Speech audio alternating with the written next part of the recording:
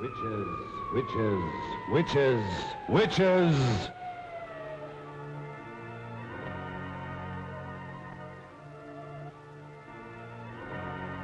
From just beyond the edge of light, from the deeper darkness where no living being has ever walked, comes the terror of those who have given their souls to the devil.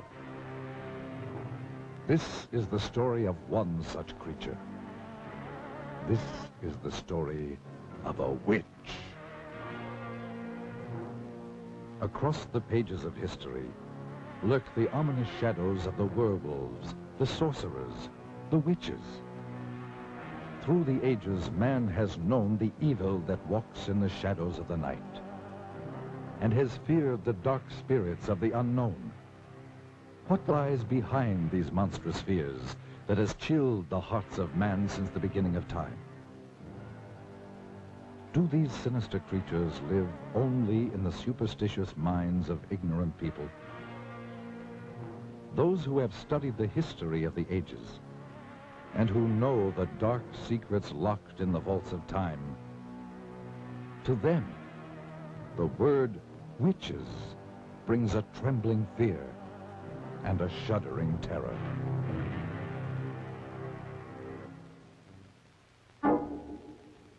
Great minds have sought to explain these things, and in the great museums of the world hang the work of the master artists of another age, giving mute testimony to the horrors of sorcery and witchcraft as they saw it in their day. To tell you this hideous tale, and to better help you understand these murderous creatures, let's go back 500 years, for that will bring us back to the time known as the Dark Ages, when the witches held much of Europe in their black grip of fear. And let us study some of the paintings by the great master artists who lived in the age of witchcraft. And through their eyes and the genius of their art, let us try to understand these strange creatures and the evil forces behind them. In the old books, we read that a witch is one who has given his soul to the devil. To do this, they must renounce God and all other things that are decent and good. It is said that they make a pact with Satan written in their own blood. In return for this evil deed, the devil gave them supernatural powers of magic and evil. They could make their bodies disappear or change into any kind of beast or animal at will. They were given the power to cast their ominous shadows across the lives of others. They could cast evil spells upon their victims, causing them to go blind or lose the use of their limbs, or even lose their minds. They could turn their victims' lives into nightmares of hell. For the devil is their master, and they must go forth upon the earth serving only the powers of evil. The witches would meet in the night at a prearranged rendezvous, usually in old secret dungeons or in the black depth of a forest. These meetings were called sabbats and were always held during the night, for the devil's greatest power was believed to be from sundown to cockcrow. And many of the finest paintings by the great artists of that period tell the story more eloquently than words of the strange and evil things that took place at the sabbat. The witches would appear for this sinister ritual in the form of all kinds of hideous creatures, such as beasts or birds, or half beast and half human. They would begin by celebrating what was known as the Black Mass, which was always conducted by some ex-leader of the church who had renounced God to serve the devil. The Black Mass will live in infamy forever. For here, some of the most terrible criminal acts took place, such as the slaying of children, whose warm blood was offered up as a sacrifice to Satan. Then their bodies were thrown to the dogs, or roasted and eaten by the witches. Following this ritual, the entire gathering would throw themselves into the most depraved orgies of filth and obscenity conceivable to the human mind. But to these evil, perverted creatures, it was all terribly exciting, and it provided an excuse for their unbridled lust and perverted sex. The fact that it had to be carried out in utmost secrecy made it all the more thrilling. Yet those same evil, murderous creatures who changed their bodies into all sorts of hideous beasts and engaged in those unbelievable rituals by night, lived by day as ordinary human beings, such as shopkeepers, housewives, or farmers. And as the years went on, the witches continued their murderous assault upon the people. And it is said that they called forth all the legions of the dead to battle for the souls of the living. For this is the goal of the devil. From the beginning of the 13th century through the 18th century, witchcraft ran rampant through Europe and was practiced with all of its blasphemous and obscene rituals. So, the Middle Ages became the Dark Ages, the age of witchcraft, the age of fear. But men and women who still had the courage to fight did so with all the weapons they knew. And after 5 centuries, the tide of battle turned. In many European countries, the practice of witchcraft was made a capital offense. Rulers decreed that their countries must be freed of this terrible scourge, and that all convicted of practicing witchcraft must die. Armies were called out to hunt down the witches. The fear was so great that entire villages said to be infested by witches were put to the torch. The old records tell of flames rising high into the night sky and hideous creatures streaking across the burning heavens, screaming foul obscenities. When confronted with death, many of the treacherous witches confessed to the most hideous crimes. Even the hardened soldiers who were trained to kill turned away sickened by some of their terrifying confessions. One group of witches alone confessed to the murdering of over 2,000 babies and small children, bought from the brothels and slums of the big cities. At last, the witches were no more. Old superstitions and taboos had yielded to the powers of light and knowledge. We, who live in the light of the 20th century, see the witch only in fantasy, as a hideous old woman sailing through the night sky on her broomstick. We are certain that these murderous creatures who walked the world in the Dark Ages, committing their atrocious crimes and casting their evil spells, never really existed, except in the twilight zone of the mind. But are we mistaken? From deep beyond the edge of light, from somewhere out there beyond the grave, beyond the dimensions of life, do these ominous creatures still exist? Let us see.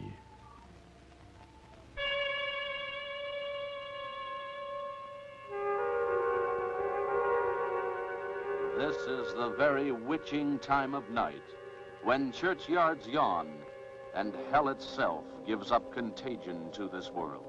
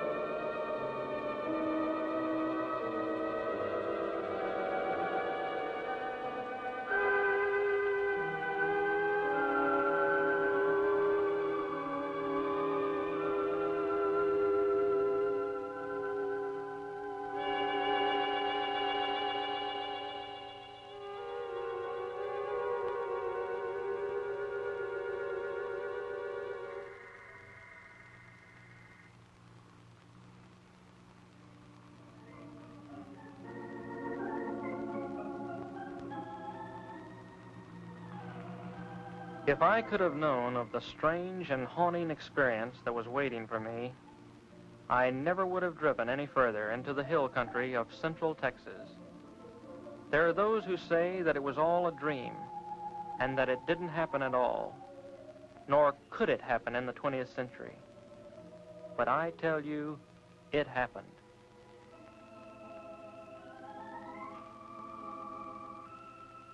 Perhaps you will be able to believe it if I tell you about where it happened and the people who lived there. To begin with, it was early spring, and there are few places in the whole world as lovely as Central Texas in April. But this is not the Texas of cowboy lore, for here, snug in a green valley rimmed by evergreen hills, are trim, clannish, thoroughly German villages. The German settlers came in 1846 seeking religious asylum in America. The green hills, the rocky slopes, and clear rushing streams reminded them of the hills beside the Rhine.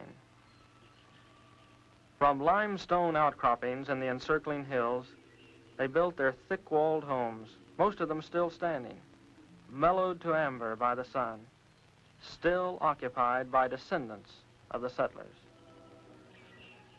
And they have kept the faith that made their grandfathers brave sickness, isolation, and Indian raids, so that it be kept alive. A characteristic of the valley is the great number of bells, church bells, the Abendglocken with evening bells. And there are the school bells which have rung for 100 years, calling the children to schoolhouses that were built by their great-grandfathers. Though English and German are spoken interchangeably, German is taught in the schools and is still the language of social contact and of the home.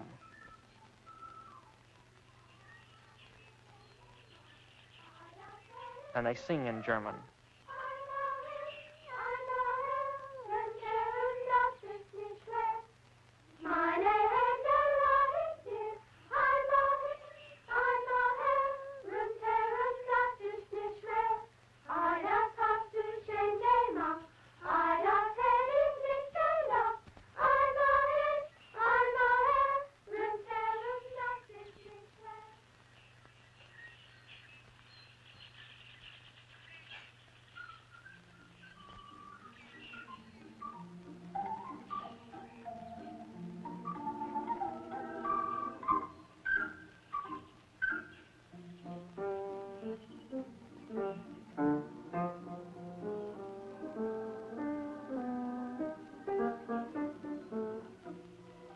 Yes, this was spring, the time of Sangerfest, the singing festival.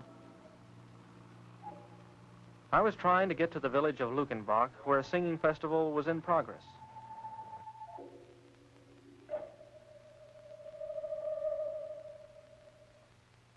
You can joke all you want to about how far a sports car can go on a gallon of gas, but when they're out, they'll sit there like any other car.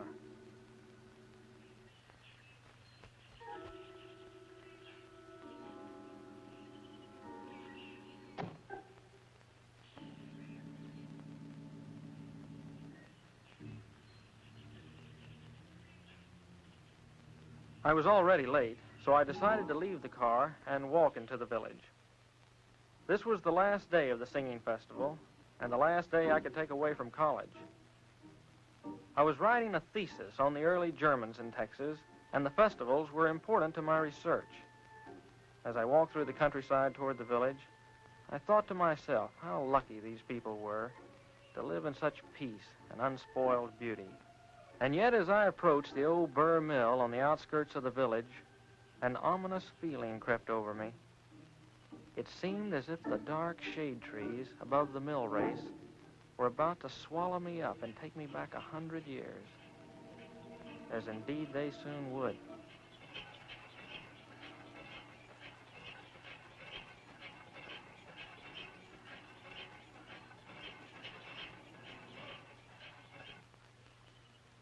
Hello there.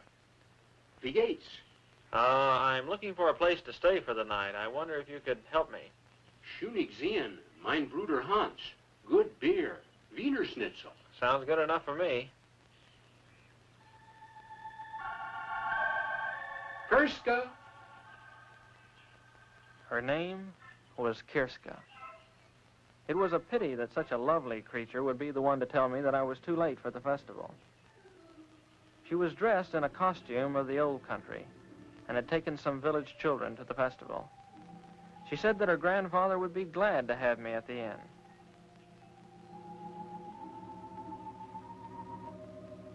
As we turned to go, I couldn't help thinking that the old miller could help me in my search, so I turned to him. He seemed pleasant enough as I asked him if he could help me. But when I mentioned the words superstitions and witchcraft, he simply turned and continued with his grinding.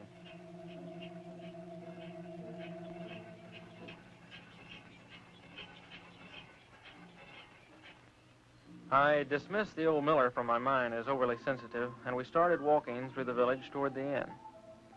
I tried to ask Kirska questions about the village, but she was interested in what she called the outside, what it was like at college, what kind of clothes were being worn by girls her age.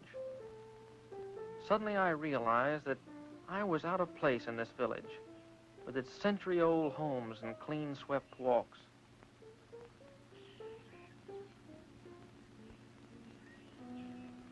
But as we approached the inn, her mood changed. It was as if she wanted to help me, but couldn't find words to explain how. You must be careful. The old ones do not like to speak of the spirits and Hex. And your grandfather? Grandpapa will be glad to have you in our house. He will talk of anything you wish, and much of what you don't.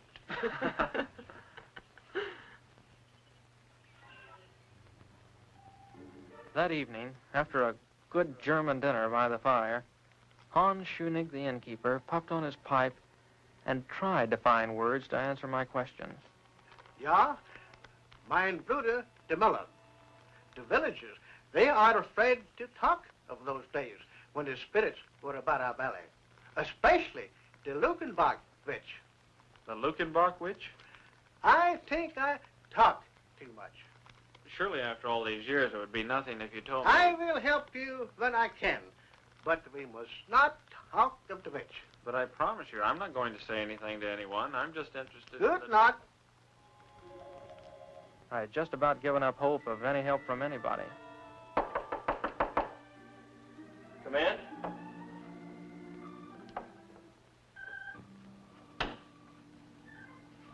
This water is fresh from the well. Thank you. Oh, do you have to go? I mean, well, I'm not having too much luck with the others, and I thought someone younger might be able to help. Someone like you. More help? With my thesis. I'm doing research for a thesis. They want to help you. If they could be sure it was the German immigration you were writing about. But, okay, so it's not just about the immigration story. So it's also about customs and legends and strange oddities that we're hereabouts. And witchcraft? Listen, I didn't say anything about You can be honest with me.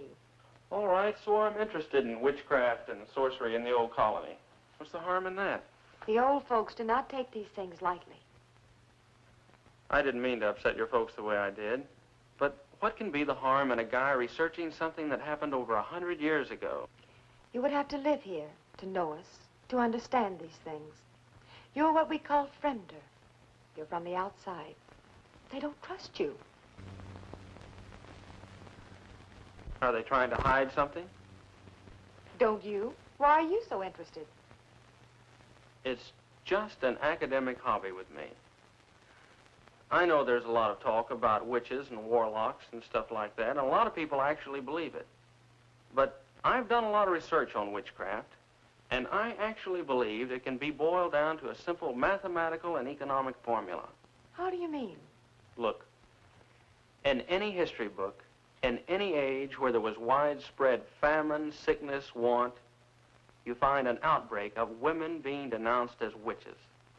In the late Middle Ages, thousands of people were executed in Europe and England. In Massachusetts, 20 witches were put to death. All of these were times of widespread disease and hunger.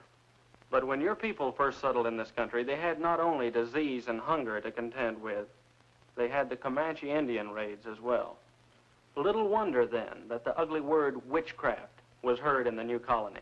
But what pleasure can you get from studying about all this? To better understand the witch hunts we have today. Witch hunts? You would think that after the delusions of New England and early Texas, the urge to hunt witches would have disappeared from the Western world, but nothing of the kind. The medieval idea of witchcraft was replaced with things like race and nationality. What can I do to help? Your grandfather mentioned the Lukenbach witch, but caught himself when I tried to find out more about her. Now, I've heard of this case before. Can you tell me something about her? There was a woman called the Lukenbach witch. My grandfather and granduncle will not talk of it because it was their grandfather, Schoenig, who denounced her. The settler that built this inn? Yes. In this very room. In that very bed. Don't leave now. I have an old book, very old, which will tell you all about it. But you must not tell the others about the book. You have my word. I'll just be a minute. Kirska. Yes. You have the sweetest smile. Is that what the college boys are telling all the country girls this year? No, I really mean it. I believe you. It's just that I don't ever really notice anyone until they get a little bothered and light up like a candle. You know, with your German good looks set off with something simple and black, you'd look like a little cameo. I better hurry.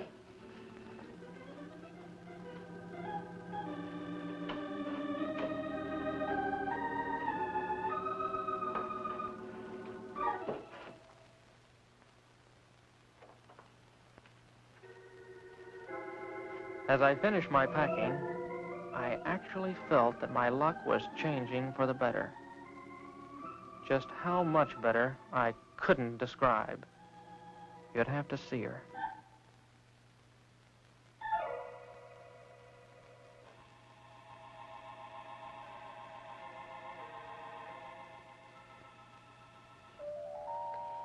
You said something simple and black. I did? Oh, yeah, I did. Shouldn't you close the door? Yes. Yes, of course.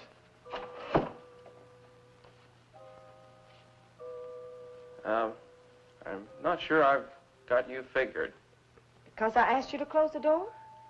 Well, yeah, that and And you wouldn't want Grandfather to know we were alone? No, I wouldn't.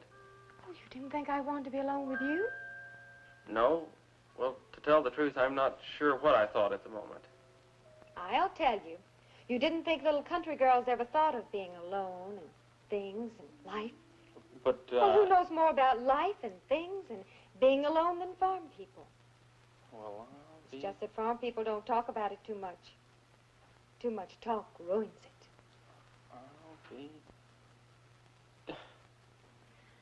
I'd better give you your book now and go. Because after giving you your book, I have no reason to stay. Except on one condition.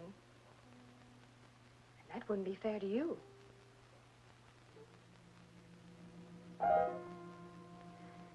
Good night, Fremder.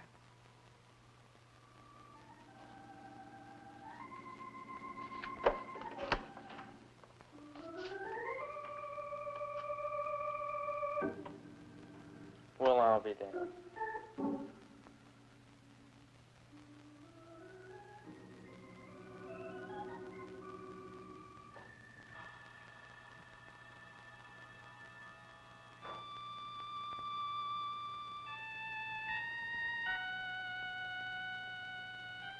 The early Germans in Texas. To understand and properly know how witchcraft and suspicion raised its ugly head in the early colony, remember that in the first year of the settlement, typhoid, sleeping sickness, and other bitter hardships were climaxed by an epidemic that took the lives of 200 of the 600 settlers. The villagers looked for someone on whom to blame the troubles. What better subject than the widow who walked by moonlight? The widow who was too aloof to speak to the women of the village.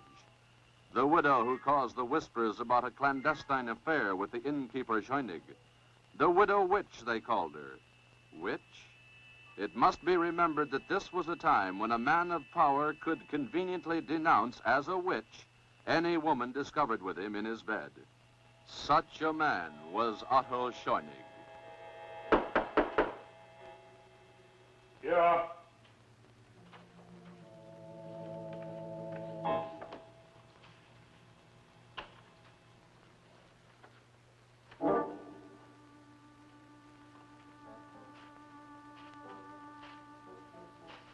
Well, Otto? Well, widow? What excuse is it this time, Otto? What excuse? I have asked you to give me more time, woman. I have given you time enough. You must decide between us.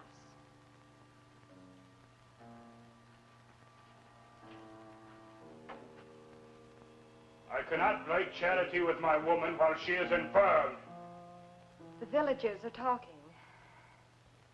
I hear their mouthing when I pass their doors. What are they saying, widow? They're saying that I have taken the bed of an invalid wife. They're blaming me for their miseries. The curdling of milk and the spoiling of butter.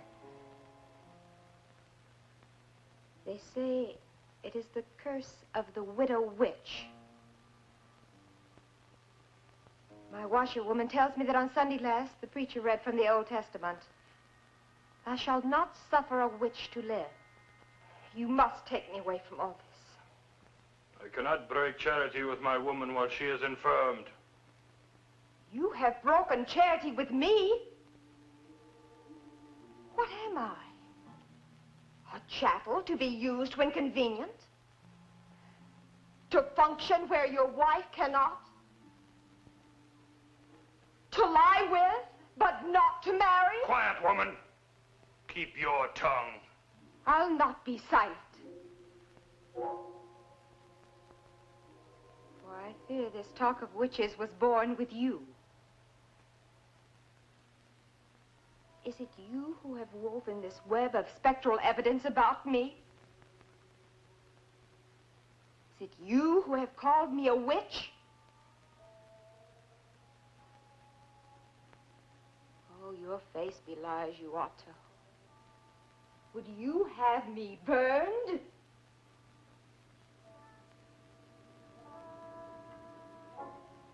Yes. Yes. Witches are for burning. No! No! Stop your shouting, woman. Let her hear me. Let all hear me. You belie me. They're here now. The elders are here to learn how you cast your demoniac spell over this house. No!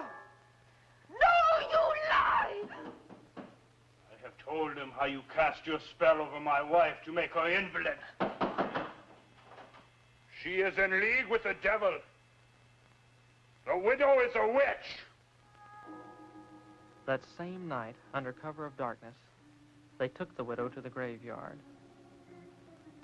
There are those who said that she waited proudly without fear, and that she whispered over and over, Tot au alle Schönigs, death to all Schönigs. I will return. And with the self-same spire, I will kill all who bear the name of Schönig. How convenient for Otto Schönig that there could be no trial. Death would be by post oak spire. They buried her not 100 yards from where she had lain with the cruel and deceptive Otto Schönig.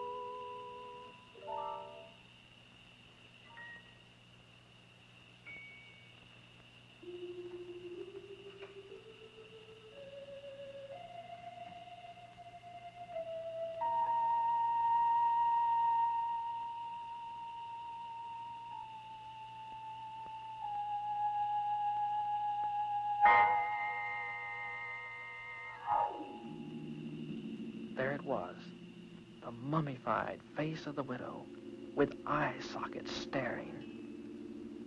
And among the crumbling bones, the stake, now petrified stone. What a prize. If I could but take the stake, and the temptation was too much.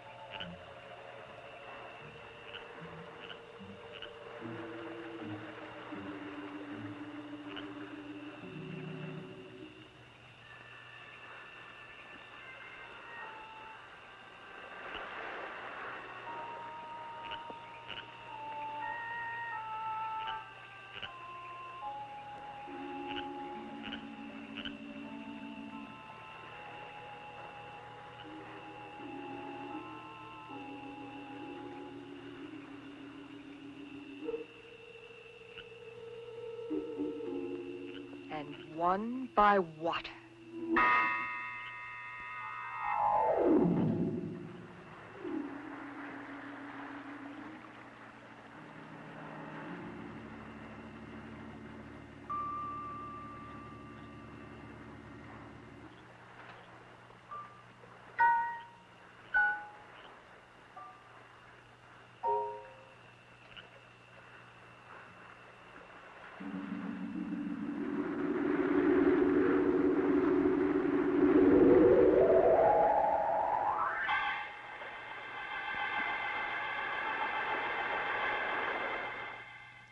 The next morning, the elders came to the inn. They had fished the body of the miller out of the blood-soaked mill pond. There was no question of what had happened, for they had also discovered the empty grave of the witch. I tried to speak up, but words wouldn't form in my mouth. This was all a dream, I wanted to tell them. This thing didn't happen. But as the elder continued to talk, the sudden realization came to me that it was true. I had uncovered a grave of a witch, and now, after 100 years, she had returned to avenge herself.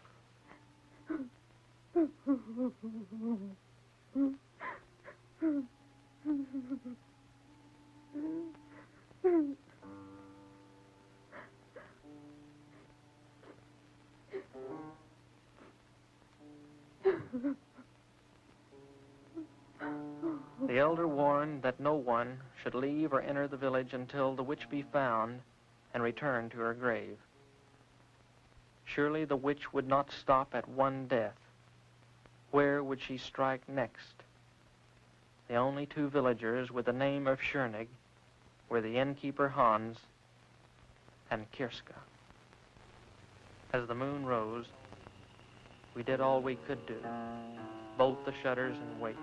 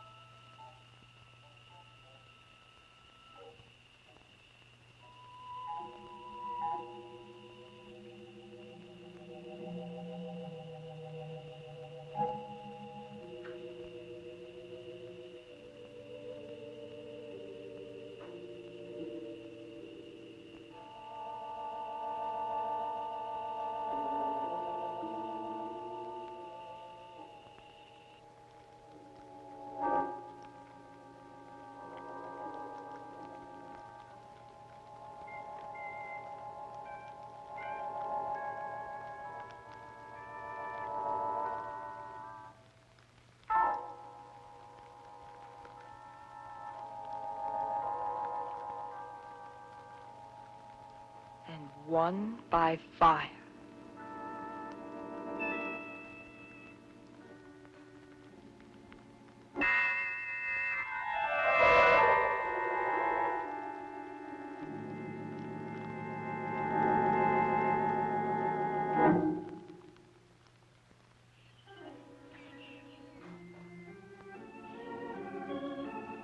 I was the guilty party.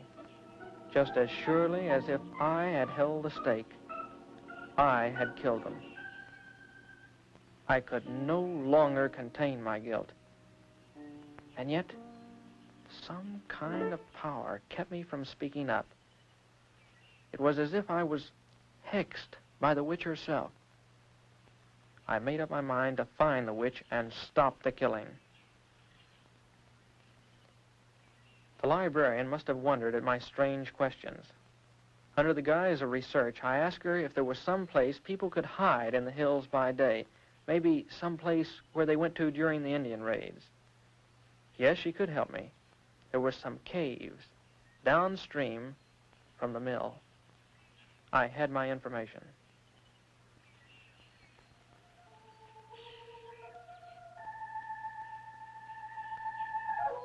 And so that night, as the moon bathed the hills with light, I crossed the mill race and headed toward the caves downstream.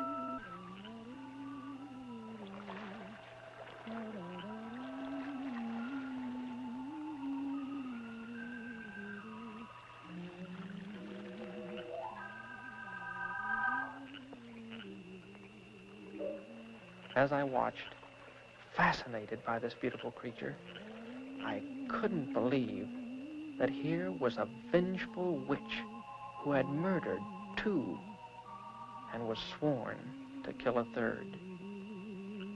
For a moment, I felt sorry for her. This lonely nymph, whose friends were water snakes in the moon. And she seemed to know every sound of the night.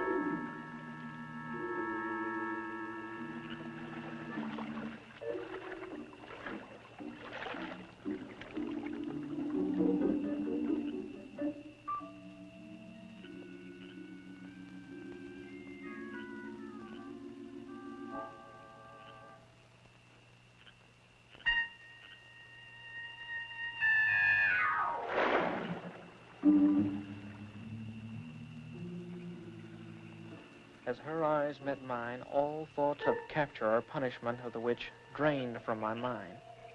I was helpless.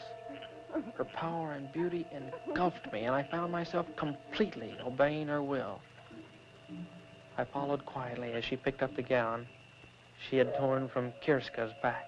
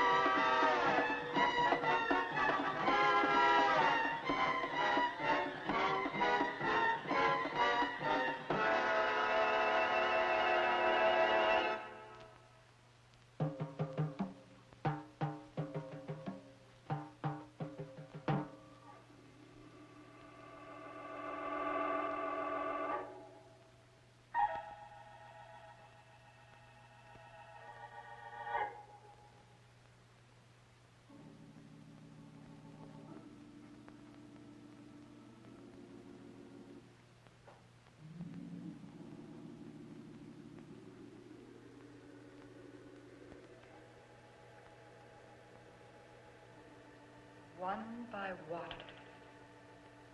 one by fire. But all shall die by the self-same spire.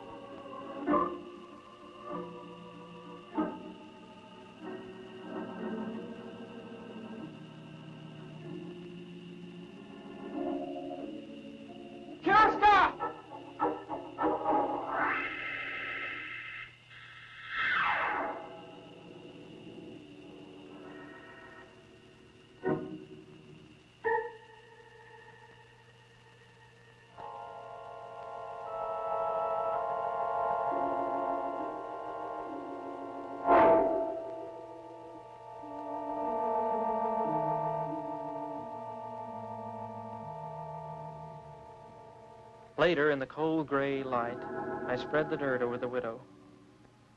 My feelings were mixed. Here was a woman who had taken 2 lives.